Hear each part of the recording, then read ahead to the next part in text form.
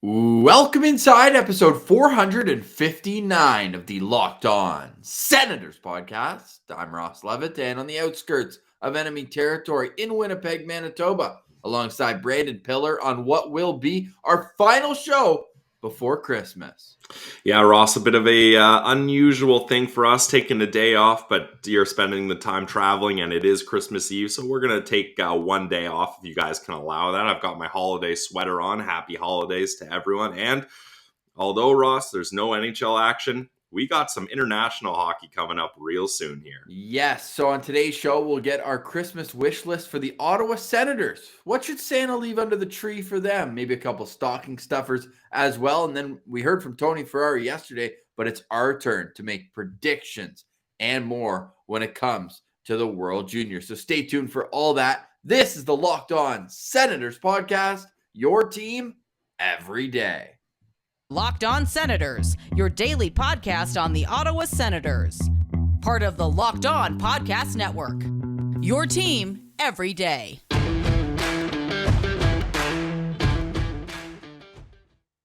Today is Thursday, December 23rd. Was supposed to be an Ottawa Senators game day. Hopefully, Pilsy, the next day we record, the Sens will be playing in Washington. Do you think that game happens?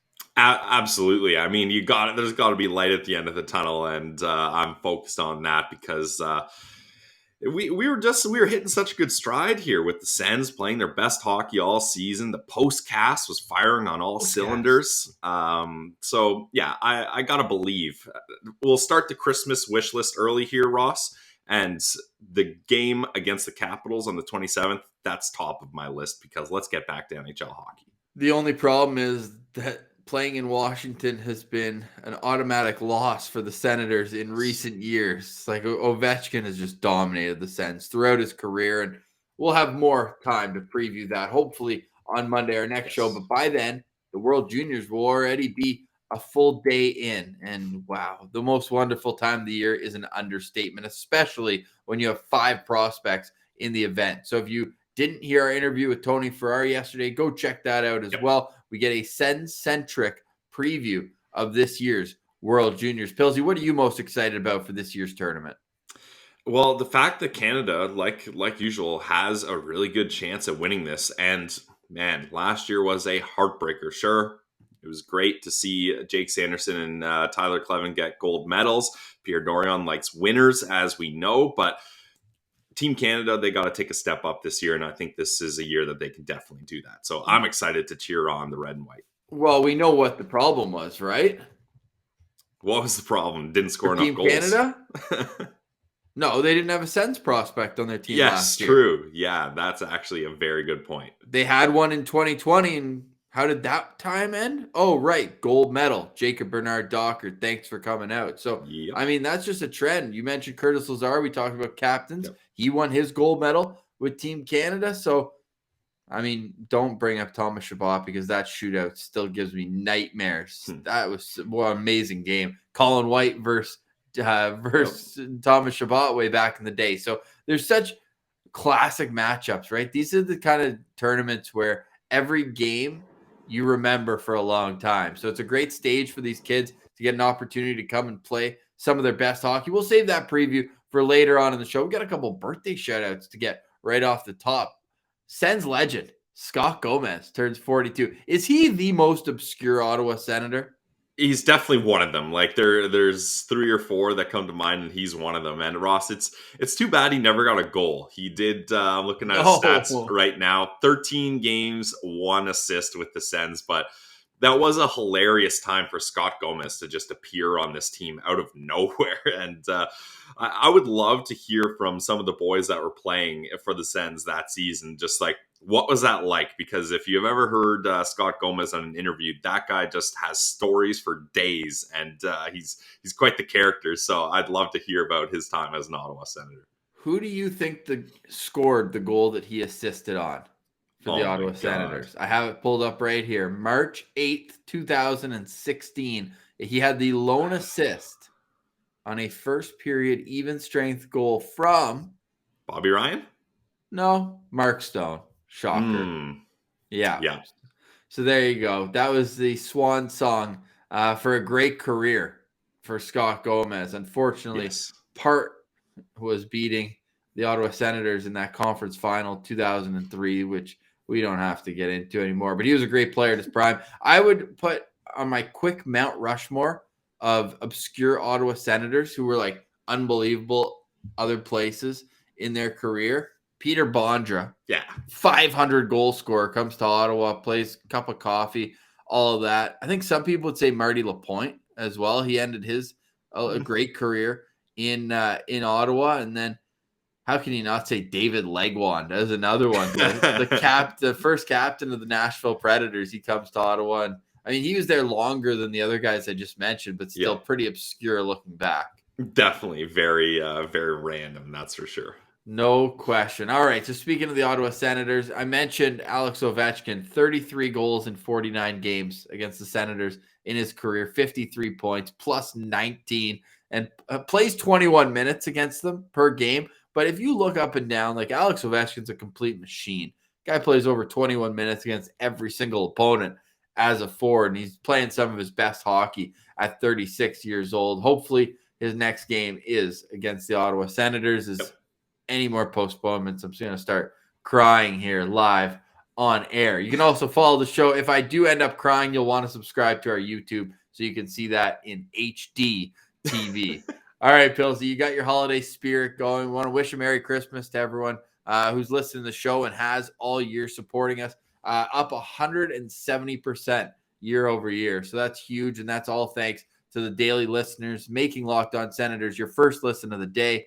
And joining us on YouTube, which was a huge jump for us in 2021. So I just wanted to say thank you before we get into what we want for the Senators under the Christmas tree. Pilsy, what would be your first wish? Definitely. I'll echo that. Big thanks to all the listeners and viewers. You guys are doing... You're helping this podcast along much more than we ever thought could be possible. So making it worthwhile to get up we're recording. It's like 7:30 in the morning right now because it's our job to get this out to you, and you make it easy to get up and get excited about doing it. Absolutely. Yeah, exactly. So now let's move to a Christmas wish list. And first on all of our list, I think, is get that game up against the Capitals going. Like, let's get back into NHL action. So that's just the blanket number one. We're all wishing for that. Now, for my personal wish list, Ross, it's when Eric Brandstrom comes back from his injury, give him a proper opportunity. Now, he's had a couple seasons where he's played 30 games, and 30 games is an awkward sample size, right? Like, it's not small, but it's not quite enough that you can really get a snapshot of what a guy can do in the NHL, right? So I want to see him get a good opportunity here with Zaitsev out. Get him on the second pair on the right side. That's let's give that a try, because I think it's worth trying at this point. And that's the only way Eric Brandstrom's going to crack the top four in the future anyways. So like Jake Sanderson's coming real quick here. So real quick. My wish list is this is Eric Brandstrom's window to show what he can really do. And the Sens need to make a decision on this guy. Like, his contract's going to be up. He's going to no longer be waiver exempt. And they have to decide where he fits in this organization. So for me, I think that's of the utmost for the Sens coming up here, because they said they were going to switch to development philosophy. So let's see it. You mentioned that would be your wish for a gift under the Christmas tree. I'd argue DJ Smith would say that is a stocking stuffer, getting Eric Brandstrom back in the lineup, the diminutive defenseman with a ton of offensive ability. So yeah, I'm with you on that one. In World Junior season, Eric Brandstrom was a stud the World Juniors right before Ottawa picked up his rights in the Mark Stone trade. He wore the C for Team Sweden. I believe he was a goal per game. I think he had 4 goals in 5 games. At the World Juniors there when they lost in Buffalo in 2018. The crazy photo still of Brandstrom celebrating with Gustafsson. Neither of them at the time Sens prospects. With Brady Tkachuk, undrafted at the time, in the background on one knee with his head down. Weird. Very weird photo. It'd be really cool to get one of those signed by all 3 of those guys. I don't know if you'd convince Brady. I was going to say, I don't think Brady's going to be signing that one. Yeah, fair enough. That is a great start to the Christmas list. We're going to get into a lot more of that, and then our World Junior preview still. But I want to hit the ad real quick here, and then we'll get into some more Christmas spirit. But first, a word from our friends at StatHero. Nobody plays fantasy sports to lose. You kidding me? Winning feels so much better. But traditional fantasy sports are a long-term losing proposition because you never know who or what you're up against. Ooh. StatHero is the first of its kind daily fantasy sports platform where it's you versus the house in a head-to-head fantasy matchup. Winner, take all. And here's the crazy part. StatHero shows you their lineup before you play. And you handpick the team you want to face one-on-one. With StatHero, you're in control of the stakes. You decide how much you're going to play, and StatHero has no choice but to take it because they're daring you to beat them. StatHero is head-to-head, and it's what daily fantasy should be, one-on-one. Sign up for free right now at stathero.com/hockey and use promo code HOCKEY for a 100% deposit match. That's stathero.com/hockey, promo code HOCKEY for a 100% match. One more time for the people in the back, stathero.com/hockey, promo code HOCKEY. You got it. Terms and conditions apply. Go check out stathero.com. All right, Pilsy. So your first Christmas wish list for the Ottawa Senators is Eric Brandstrom getting a proper opportunity. And I love that because he needs it. He needs it. He looks so good next to Artem Zub at the end of the 2021 shortened season. And it's just such a shame that they didn't put them together and see what kind of chemistry they can gain. Because now we've seen, even with Holden, like obviously Zub's the common denominator, but you have to give some credit to playing with consistent partners. At the start of the year, there were so many moving parts, guys coming out of the lineup. So I don't only blame DJ Smith for this, but having that consistent pair cannot be overstated how important it is going forward. So on that note, now I had this in a different order. This isn't my number one be all end all, but I want one of Lassie Thompson or Jacob Bernard Docker in the lineup for every game the rest of the season. Now, you mentioned replacing Zaitsev with an injury to get Branch from that chance. So these things can concurrently happen because it's time to move on from Josh Brown. Like the experiment, it's run its course. I know he's injured right now, but he cannot play games ahead of these young players at this point. You've seen what happens when he's in the lineup. We've seen what happened. Like, there's no surprises with Josh Brown. You know what you're going to get. And the puck turns into a grenade a little too often for me. So my Christmas wish list begins now, since we're talking about defense, with JBD or Lassie. I don't care which one. Hell, get Gannett in for a game or two. But I want this development to be taken seriously on the back end because that's where they're further behind. They need to catch up on the defensive awareness and play in their own zone. And the only way they're going to do it is reps against the best in the world. So I want to see these kids get much more opportunity on the back end because the forwards are littered with kids and players who are starting to cement themselves as good NHLers. So let's see that happen on the back end as well. I love that. Yeah, that's there's no reason why guys like Lassie and JBD can't be getting third pair minutes over guys like Josh Brown. Like, it's 12 minutes a game. Yeah, you cannot convince me otherwise. There's no way you can tell me any kind of argument that Josh Brown is a better option as a third pair defenseman than Lassie and or JBD. So I'm with you on that for sure, Ross. And go ahead. Oh, no, well, I was going to go to my next wish list. So if you got more on this, go right ahead. I was just going to say, if DJ Smith's philosophy, and we know he loves big, tough defensemen, guys who can box out, like, you can still have Holden on that pair with him and have a bigger, steadier veteran presence. So it's not like I'm asking it to be Mete and JBD for the rest of the season.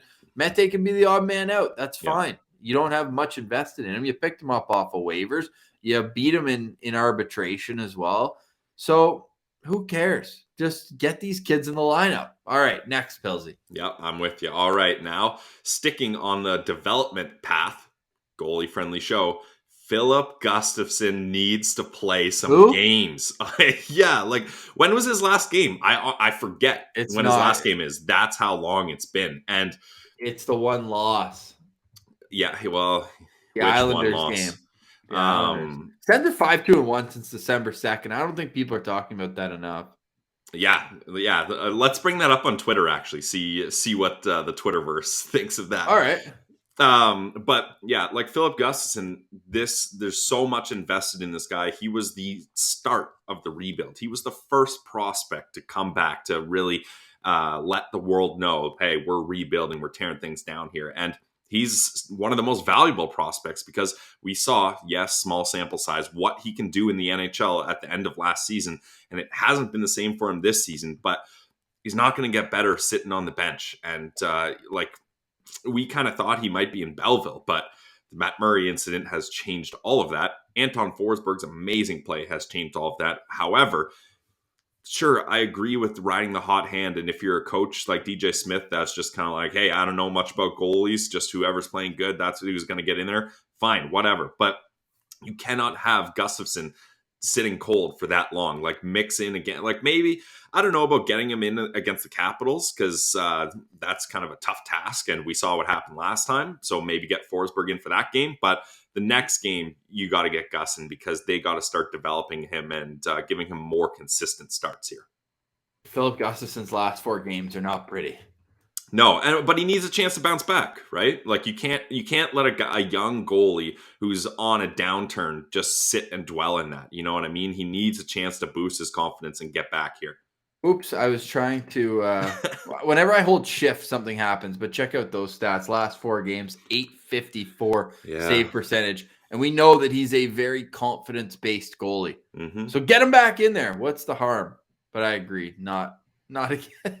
But look what's coming up after. It's Washington, Boston, Pittsburgh before New Year's. If the schedule, it doesn't get much firm. Easier. That's fair. Yeah.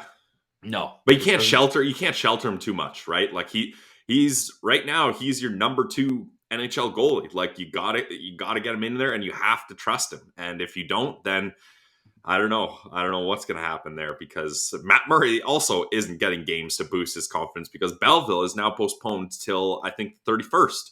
Yeah, so, through the 28th. Yep. So that's a tough situation all around for the crease here. That sucks, hey? Yeah, big time sucks. Man. So my final Christmas wish is world peace and health to all. But honestly, lovely health to Matt Murray. Because this guy needs a real opportunity to get his feet underneath him. They're not getting out of that contract. No.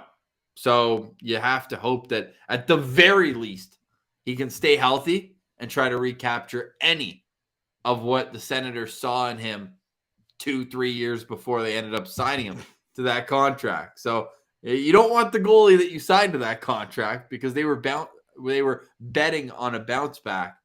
But even that to say, he needs to stay healthy. He hasn't played, more than 5 straight games without being out of the lineup? That's so hard. Just like these defensemen that are moving around. It's so hard to find consistency. Maybe my Christmas wish for all is consistency. That would just be a nice blanket statement because there hasn't been a whole lot of that throughout the season for the Senators. It's maybe that losing streak was consistent for a little while, but yeah, I was going to say, careful with consistency. They've shown us some bad consistency before. Yeah, okay. Consistently good things happening to the Ottawa Senators. Need that in my life, including on the back end and in goal, because you can't have this $6.25 million buried in the minors forever. And they have to give him another chance, right? Like, I'm sure there's some Sens fans that are like, just buy him out. Like, it's over.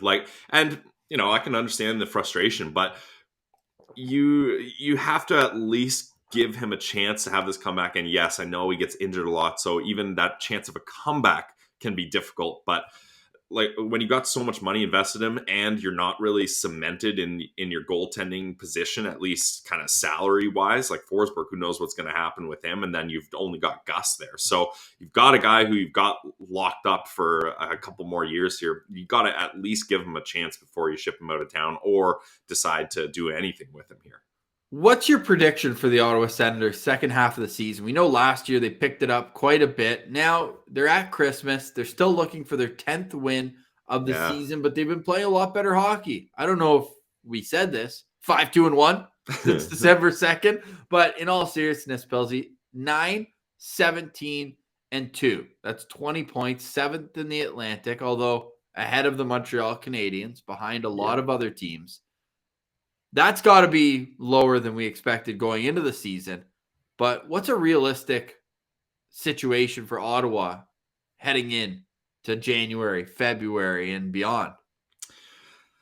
I would love so hard to predict. Yeah, I would love to say they could push for a final playoff spot, but they've dug themselves too deep here. Like, just to get to 500 would be quite an accomplishment, right? Like, that's you got to be winning at a good pace to make up those 8 losses that you need to turn into wins to get to 500. So I would say, really, it's not. I'm not going to give a record prediction, Ross. It's just about trusting the process and being able to be like, all right, whether we win or lose, we played the game the way we wanted to, and we were able to really give these teams a tough time, like they were at the end of last season, like they have been doing this stretch here. Like, I do think that forward group is pretty good. Like, are they contenders? Absolutely not. But like, there's a lot of things to build on, and guys are making bounce backs here, especially with Tim Stützle at center. That's been an absolute game changer for this team. So I don't know. Like, I don't want to get too crazy and say, they can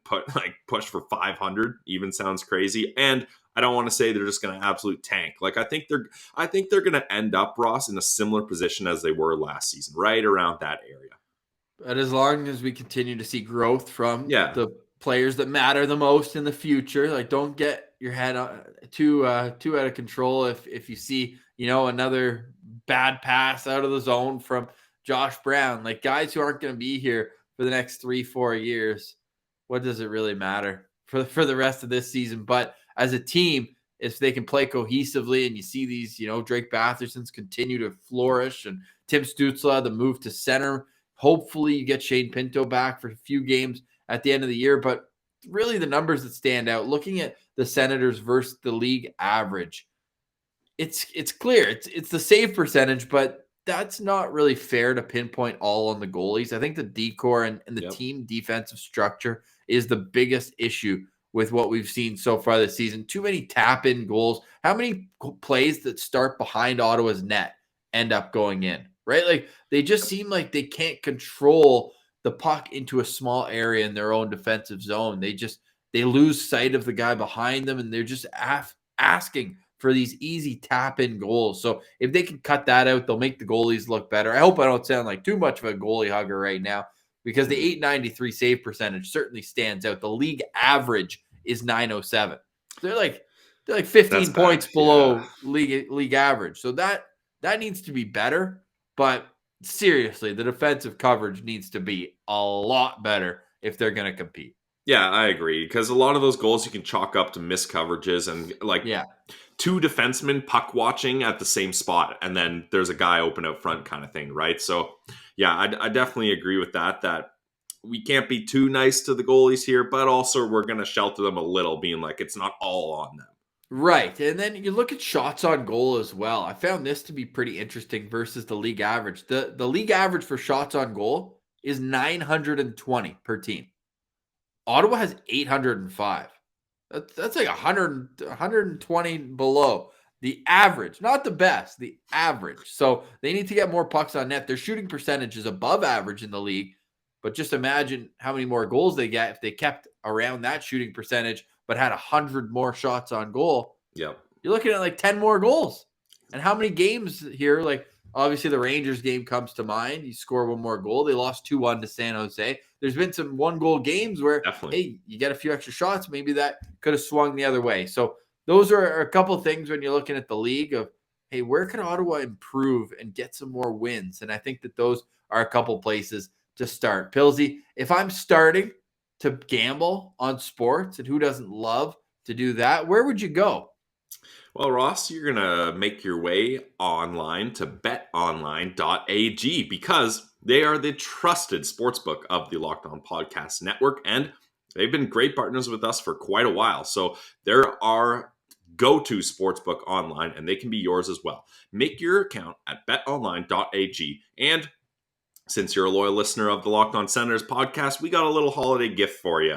You can get a 50% welcome bonus if you use our promo code Locked On. So let's say you put $100 in, bingo, bang, bongo, you're going to get $50 in your free play account. So that's a great excuse to sit on the couch, bet on some World Junior games, and get excited for hockey to be back. And we are excited here on the Locked On Senators podcast, and we want to get you fired up too. So get off the sidelines, get into the action at BetOnline.ag. Use promo code Locked On for 50% welcome bonus. They are the online sportsbook experts.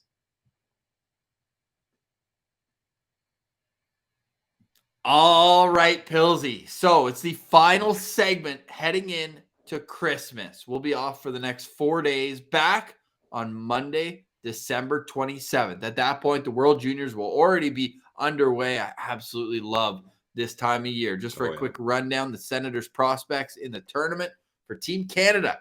Ridley Gregg. We've seen a little bump in our interviews with the three guys that we've had on who are representing their country. We've got a playlist with all our big interviews on Locked On Senators YouTube, so you can go check that out wherever you get your podcasts as well. If you want to just search that up, they're all there on the States. Both these boys have been on the show as well. Tyler Clevin, the K-Train, and Jake Sanderson. Ever heard of him? On Team Finland, Levi Merilainen, who are still working.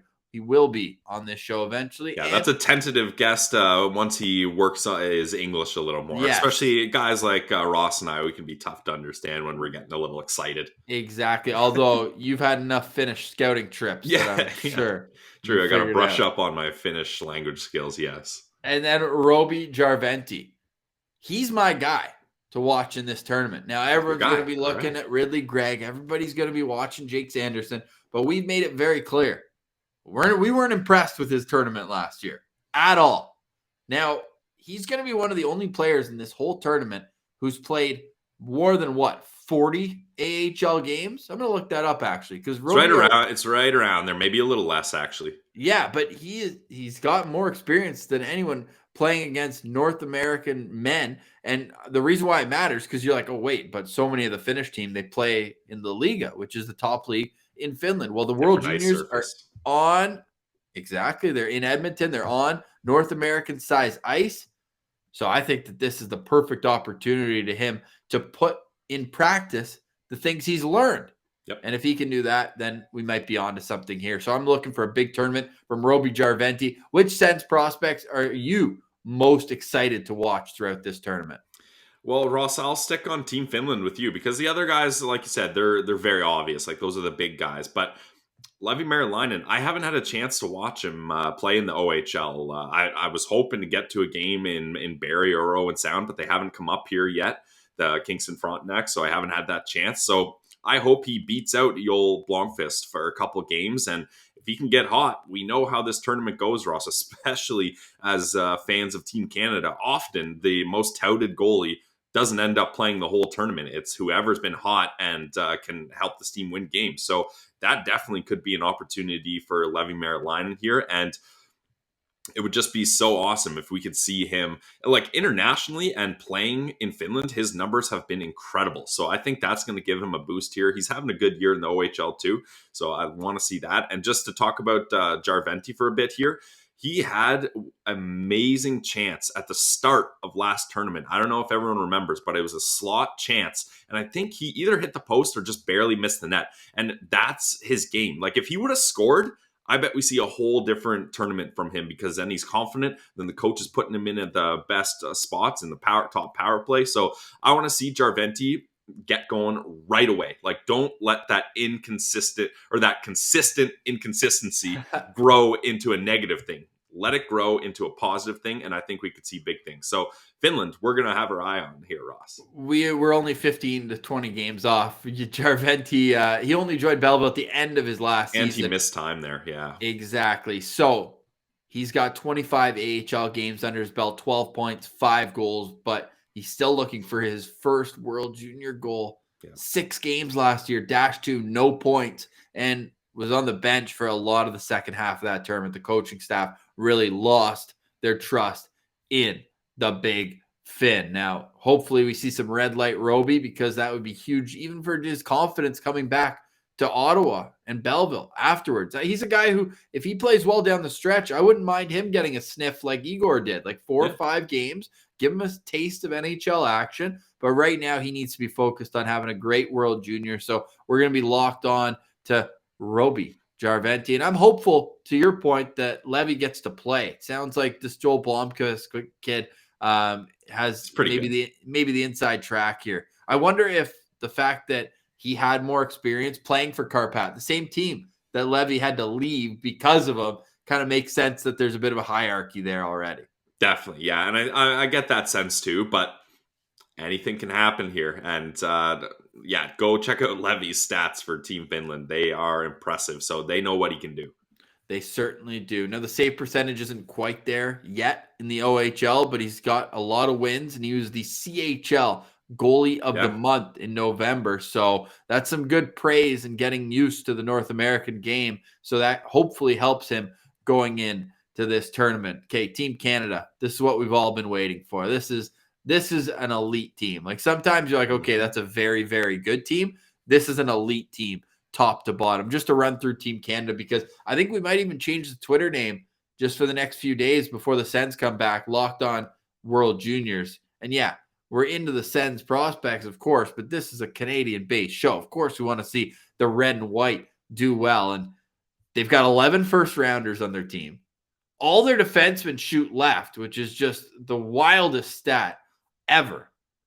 And they've got a very pesky third line. All right, this is how Team Canada lines up. Mason McTavish between Cole Perfetti and Dylan Genther. Just call that the top 10 line, as you got third overall pick playing with a 9th overall and a 10th overall. And then this will then be the top 5 line, because Shane Wright's about to go first overall. Connor Bedard might go first overall the year after. Yeah, we got a double underager in this tournament. And then Kent Johnson, who just went 5th overall to the Columbus Blue Jackets. Let's touch on that top 6 right now. Nobody's matching that in the whole tournament. No one. And it's not even close. Like, that's all I can say. Like, I was going to get into it, but that's enough said right there. Like, and that's second line. Oh my goodness. I can't wait to watch that line. Like, that's going to be so exciting. Shane Wright, that's, like I said, I haven't got to watch a whole lot of OHL hockey, so I haven't really seen him too much either. So I'm very excited to see that.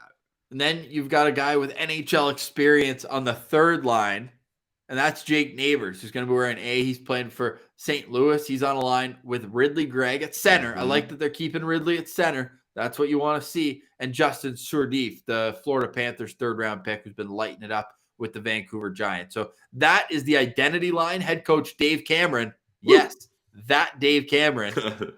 Remember last time he was the head coach of the World Juniors, by the way? He has some making up to do. When was that? It was the year, I want to say, that Russia had a very stacked team. I want to say it was like Panarin, but Jared Cowan was actually on Team Canada that year.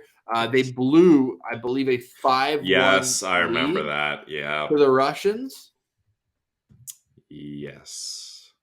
And then the Russians ended up missing their flight. They were having too much fun. That was in 2012. Canada was up 6-1 midway through the game, and they end up losing. My favorite part is going back to old World Juniors and seeing which players were big parts of their team. Like that year for Russia, it was the Kuznetsov, Gusev, and Yakupov line that dominated. So interesting to note there. Mark Stone led the tournament for Canada, 7 goals in 6 games. Shocker. But yeah, Dave Cameron back behind the bench, first time in 10 years at this tournament. And he said, to get back on track here, that Ridley Gregg's line is going to go up against the other team's top players. So yeah, that's a big test. Hopefully he's spending most of his time on the ice and not in the penalty box. But then, Ross, think about the ripple effect that has. So you're putting your third line up against their top lines. That means your top and second line are going to go up against the second and third line of other teams. And they're going to offensively destroy them, those weaker lines. Whereas hopefully the Ridley Gregg line can just contain other teams' top lines. And then you get your work done offensively with those skilled top 10 and top 5 lines, like you mentioned. So that's awesome. I'd like to apologize in advance to Czechia, to Austria, and to Germany. Those are Canada's first 3 games. Like, do you think that could provide a bit of an issue where they're not tested right off the bat? You know what I mean? I think that's happened Yeah. in years past. No, I agree. Yeah, especially when you're just rolling over these teams like 6-1, 8-0, like those kind of games. Like the competitive juices aren't quite flowing. And then you get up against teams like your Finlands, like your That's who they play on New Year's Eve. exactly. And then when you move on to the next round, then you got the big teams of the other pool, and those are going to be tough games. So yeah, that is something to be a little bit concerned about. Czech Republic first. Sorry, Czechia. Yeah. They want that officially changed. But then it's like the Austria-Germany back-to-back games. Like, they're not even going to break a sweat. They're going to maybe win by double digits. Yeah.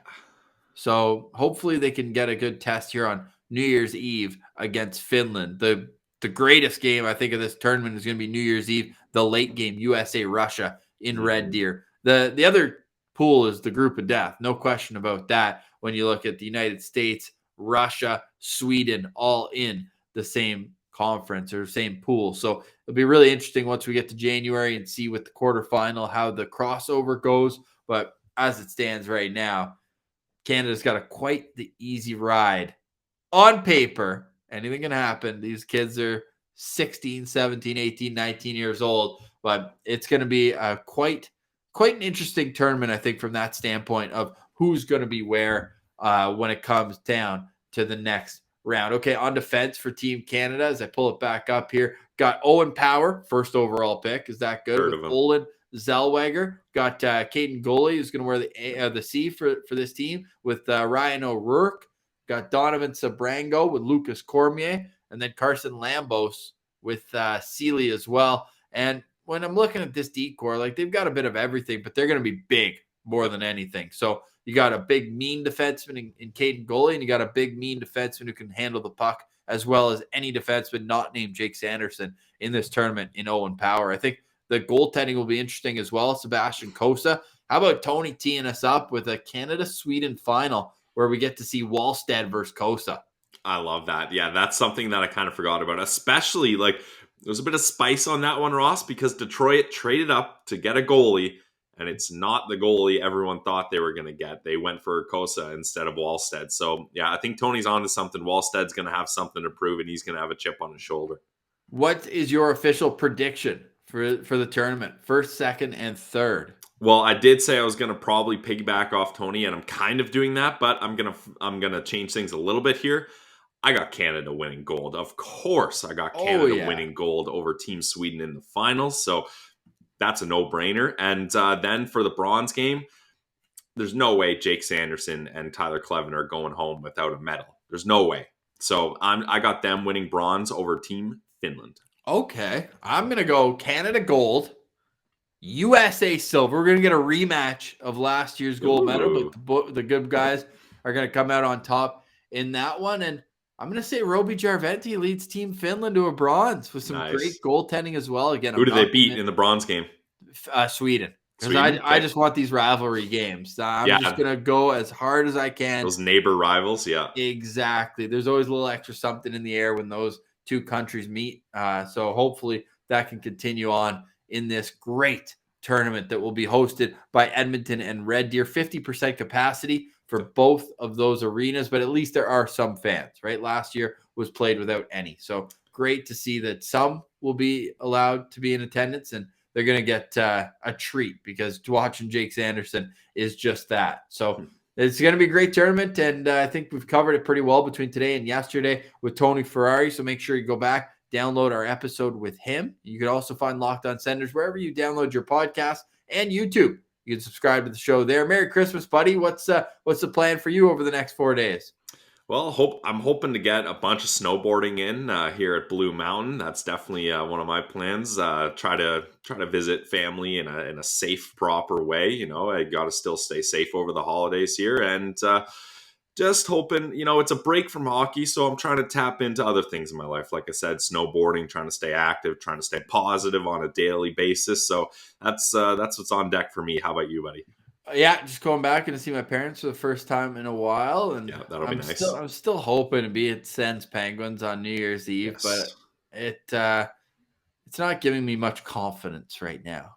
unfortunately. But yeah, it'll be great to see family and friends and reset, because it's been a great year, but a bit of a grind with so many long periods of time without Sens hockey. So hopefully when we're back on Monday, we can really hit the ground running here into 2022, because we've got some big goals for the show, and we hope that you'll join us along the way. My next goal, and if anyone wants to reach out and offer their services, because I think you've seen my graphic design ability is a little limited. Want to get some templates here to make the show a little bit more eye-catching on YouTube. So if you're into graphic design, shoot us a DM on Twitter at Sens Central. You can also follow the show on Instagram, lockedon.senators. Pilsy, any last words before we sign off? Just once again, happy holidays to all the listeners and viewers. Like you guys are awesome. We appreciate all the support. People have been giving us 5-star reviews today on Twitter. That goes a long way. Like Ross always says, commenting, subscribing, telling your friends. Like, it really does mean a lot to us. And that's why we get up every day, Monday through Friday, your team every day. And we're doing this because you guys love it, and we love providing the content for you. So thank you very much, and have a safe, wonderful holiday season, Sens fans. Well said, Pilsy. We'll be back on Monday to chat some World Juniors. Hopefully, knock on wood, preview an Ottawa Senators game day. But for now, go tell your friends. The Sens are 5-2-1. It's December 2nd. The league doesn't want them to succeed. True. Pausing the season after a 1-1-1 stretch. We were having so much fun, but it will be back. It was just a little taste. You got to see some good hockey, and hopefully that continues going forward. But for today, we say goodbye. Enjoy the holidays. Be safe. Merry Christmas, and we'll chat on Monday. For Brandon Pillar, I'm Ross Levitan. This has been the Locked On Senators podcast, your team every day.